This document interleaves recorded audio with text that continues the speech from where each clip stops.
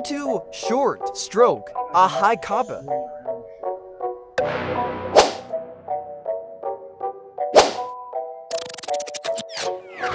You will need a Hica Capa and Hica Capa buffer module.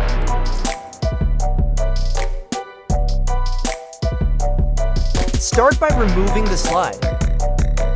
Remove the slide lock pin and push the slide forward.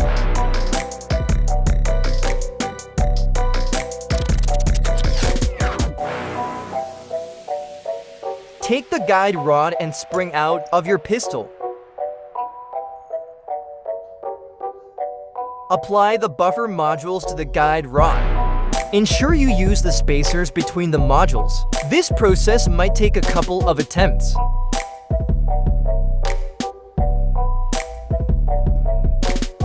Push the spring back onto the guide rod.